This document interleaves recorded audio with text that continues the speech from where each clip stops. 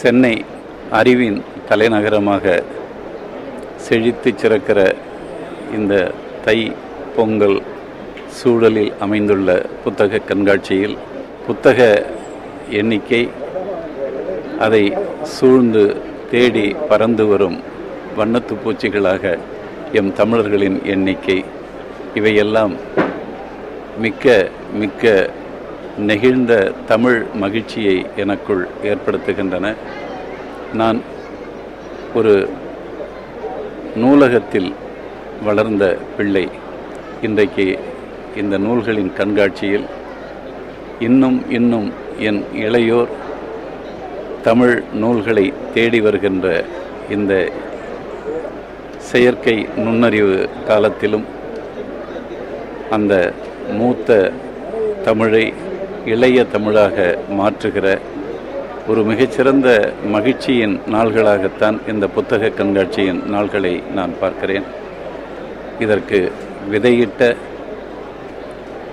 வள்ளலாராக இருந்தாலும் சரி, பாரதியாக இருந்தாலும் சரி, தந்தை பெரியாராக இருந்தாலும் சரி, பாரதிதாசன் என்ற இந்த தொடர்ச்சியான அவர்களுடைய தீராத உழைப்பால் விளைந்த ஒரு மகிழ்ச்சியின் தோப்பாகவே இந்த புத்தக கண்காட்சியை நான் பார்க்கிறேன்.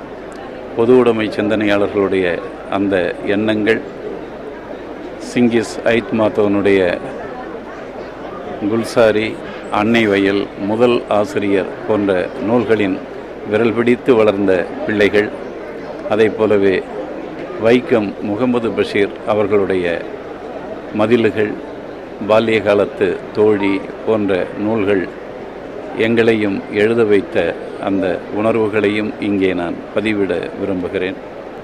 இங்கே தேடி நீங்கள் பெற விரும்புகிற நூல்களாக நான் விரும்புகிற சில நூல்களின் பெயர்களை சொல்கிறேன். சிங்கிஸ் ஐத்மாத்தோனுடைய அந்த ஜமீலா, அன்னை வயல், குல்சாரி போன்ற அவருடைய நூல்கள் எது கிடைத்தாலும் அதை வாங்கி நீங்கள் படியுங்கள். அவர் உங்களையும் எழுத்தாளராக்குவார்.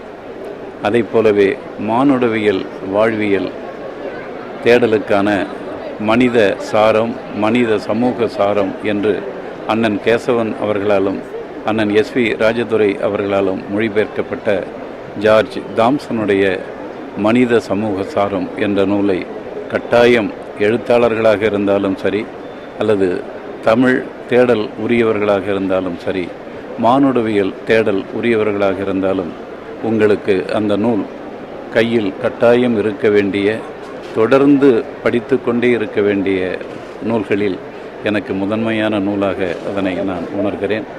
சங்க இலக்கியத்தை நீங்கள் முழுமையாக அறிந்து கொள்ள வேண்டுமென்றால் சு. வித்யானந்தன் ஐயா அவர்கள் எழுதிய தமிழர் சால்பு என்ற ஒரு மிகச்சிறந்த நூல் இருக்கிறது. அதை படித்தாலே நீங்கள் சங்க இலக்கியத்தில் 8 தொகை 10 பாட்டு என்ற அந்த இலக்கியங்களை உள்வாங்கிய ஒரு தெளிந்த அறிவு உள்ளவர்களாக உங்களை மாற்றக்கூடிய நூல் தமிழர் சால்பு.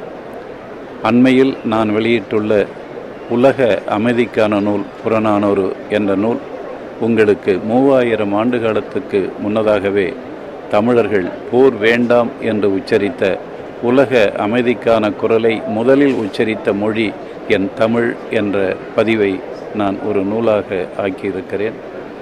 அதை கிடைத்தால் படித்து மகிழ்ந்து நமது உலக அமைதிக்கான அந்த குரலை நீங்கள் உங்கள் உள்ளுக்குள் வாங்கி நம் முன்னோர்களை பெருமிதப்பட உங்களுக்கு ஒரு வாய்ப்பாக அது அமையும்.